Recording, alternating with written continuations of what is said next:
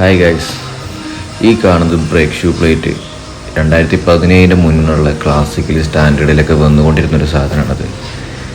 അപ്പോൾ ഇതിന് ബെൻഡായി പോയിട്ടുണ്ട് ഈ സാധനം.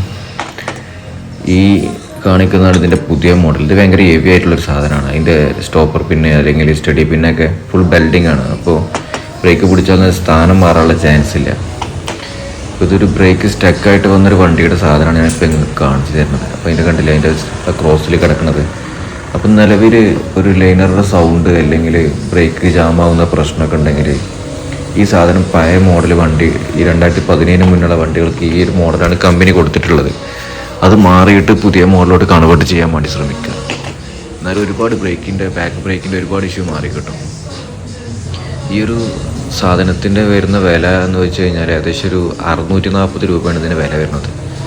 അപ്പോൾ 2017 മുന്നുള്ള ക്ലാസിക് സ്റ്റാൻഡേർഡൊക്കെ ഉപയോഗിക്കുന്നവർ ഈ സാധനം മാറ്റിയിട്ട് പുതിയ മോഡലോട്ട് ഈ 640 രൂപയുള്ള ലൈനർ പ്ലേറ്റ് അല്ലെങ്കിൽ ബ്രേക്ക് ഷൂ പ്ലേറ്റ് അല്ലെങ്കിൽ BR പ്ലേറ്റ് എന്നൊക്കെ പറയും, ഇതിലോട്ട് കൺവേർട്ട് ചെയ്യാൻ വേണ്ടി ശ്രമിക്കുക.